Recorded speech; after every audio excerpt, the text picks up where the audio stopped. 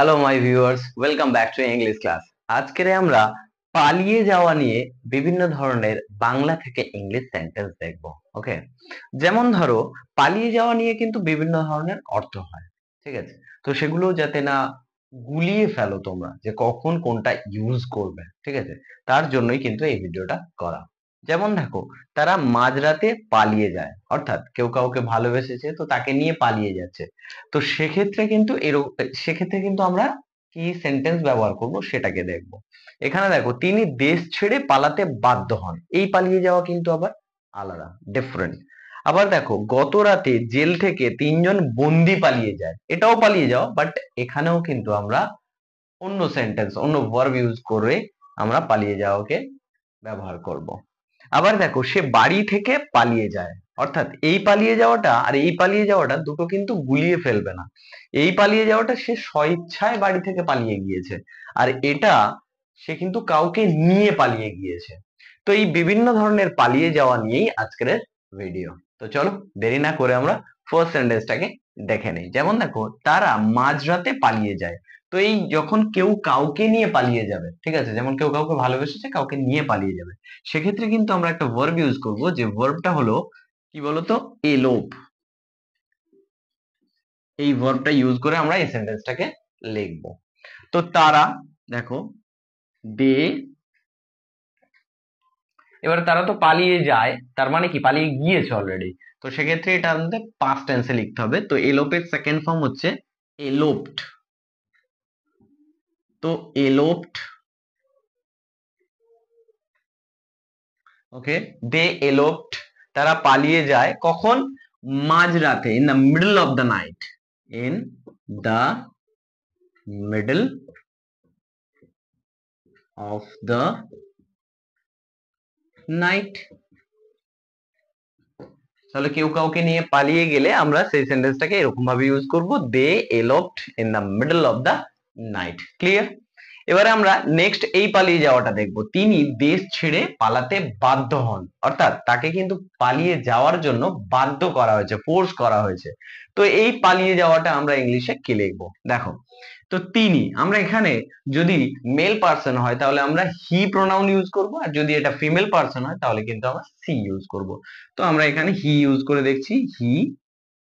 এবারে এই যে বাধ্য হন, অর্থাৎ হি ওয়াজ ফোর্সড, তাকে বাধ্য করা হয়, হি ওয়াজ ফোর্সড। এবার এই পালিয়ে যাওয়ার ক্ষেত্রে আমরা কি ইউজ করব? এলওপ ইউজ করব না, এখানে আমরা ফ্লি ইউজ করব। তাহলে টু ফ্লি, হি ওয়াজ ফোর্সড টু ফ্লি। এবারে কি, কোথায় থেকে? দে, ও, দেশ ছেড়ে, তাহলে আমরা কি লিখবো? The country, the country. Clear? তাহলে কাউকে যদি কোথাও থেকে বাধ্য করা হয় যে পালিয়ে যাওয়ার জন্য, তাকে ফোর্স করা হয়, সেক্ষেত্রে আমরা এই ফ্লি ভার্বটাকে ইউজ করব, ফ্লি। ওকে, আচ্ছা, এবারে আমরা এটাকে দেখবো, সে বাড়ি থেকে পালিয়ে যায়। এবার বাড়ি থেকে সে কিন্তু স্বইচ্ছায় পালিয়ে যাচ্ছে, এক্ষেত্রে আমরা কি লিখবো? এই সের ক্ষেত্রে আমরা সেম, ওখানে যেমন তিনি দেখলাম, এখানে সে, সে আর তিনি আমরা সেম প্রোনাউন ইউজ করি, ছেলেদের ক্ষেত্রে হি এবং মেয়েদের ক্ষেত্রে সি। তো এখানে আমরা কি ইউজ করব না, আমরা এখানে ছেলে মেল পার্সন হিসাবে হি ইউজ করলাম, হি। এবার আমরা কি এই পালিয়ে যাওয়ার ক্ষেত্রে রান অ্যাওয়ে ইউজ করব, রান অ্যাওয়ে। যদি স্বইচ্ছায় কেউ পালিয়ে যায় সেক্ষেত্রে রান অ্যাওয়ে। ওকে, তো এখানে অলরেডি পালিয়ে গিয়েছে, সেক্ষেত্রে আমরা পাস্ট টেন্স ইউজ করব, র্যান অ্যাওয়ে। ওকে, র্যান অ্যাওয়ে। এবার কোথায় থেকে পালিয়ে গিয়েছে? বাড়ি থেকে, তাহলে ফ্রম হোম। সিম্পল। ওকে, এবারে আমরা এই লাস্ট ওয়ান দেখবো, গত রাতে জেল থেকে 3জন বন্দি পালিয়ে যায়, এখানেও পালিয়ে যাওয়া, ঠিক আছে? কিন্তু এখানে আমরা এই তিনটে যে ভার্ব ইউজ করেছি, এখানে এলোপড, এখানে ফ্লি, এখানে রান অ্যাওয়ে, আমরা কিন্তু এই তিনটের কোনোটাই ইউজ করব না। এখানে এই জেল থেকে পালিয়ে যাওয়ার ক্ষেত্রে আমরা কি লিখবো? এসকেপ। ওকে, এসকেপ ব্যবহার করে। তো লাস্ট, মানে গত রাতে আমরা কি লিখবো? Last night, last night. Okay, last night কি হয়েছে? 3জন বন্দি, তাই তো, মানে 3জন কয়েদি। তাহলে আমরা এখানে লিখবো থ্রি,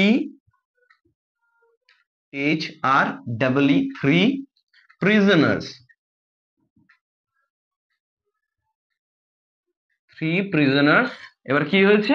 পালিয়ে গিয়েছে, তাহলে এক্ষেত্রে আমরা এসকেপ লিখবো। ওকে, এসকেপড, পাস্ট টেন্স পালিয়ে গিয়েছে।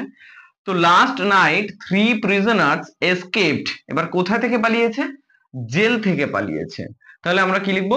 From the jail. Simple. Okay, তাহলে দেখলে যে পালিয়ে যাওয়ার কিন্তু বিভিন্ন অর্থ অনুযায়ী আমরা ভার্ব গুলোকে ইউজ করে থাকি ইংলিশে। তাহলে কেউ যদি কাউকে নিয়ে পালিয়ে যায়, ঠিক আছে, তার ভালোবাসার মানুষকে, তাহলে আমরা এলোপ ইউজ করব।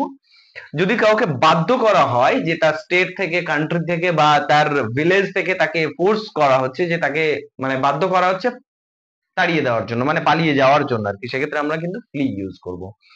এবং যদি কেউ বাড়ি থেকে স্বইচ্ছায় পালিয়ে যায়, ঠিক আছে, সেক্ষেত্রে কিন্তু আমরা এই র্যান অ্যাওয়েটা ইউজ করব। ওকে, রান র্যান, রান র্যান, এখানে পাস্ট টেন্স, তাই র্যান অ্যাওয়ে। এখানে দেখো এই কোনো বন্দি করে রাখা হয়েছে জেলে, তো সেখান থেকে যদি কোনো কয়েদি পালিয়ে যায়, সেক্ষেত্রে আমরা এসকেপড ইউজ করব। যেখানে এখানে হয়েছে দেখো, গত রাতে জেল থেকে 3জন বন্দি পালিয়ে গিয়েছে, তাহলে আমরা কি লিখবো? Last night 3 prisoners escaped from the jail। ওকে, তাহলে পালিয়ে যাওয়া নিয়ে নিশ্চয়ই তোমরা বুঝতে পারলে যে ডিফারেন্ট ধরনের ভার্ব ইউজ করে আমরা সেন্টেন্স গুলো ব্যবহার করব ইংলিশে কথা বলার জন্য। তো এরকম ধরনের আরো ভিডিও পাওয়ার জন্য অবশ্যই চ্যানেলটিকে সাবস্ক্রাইব করে রাখো, আর ভালো লাগলে অবশ্যই লাইক করে দাও এবং বন্ধুদেরকে শেয়ার করে দাও। দেখা হচ্ছে নেক্সট ভিডিওতে। Bye bye.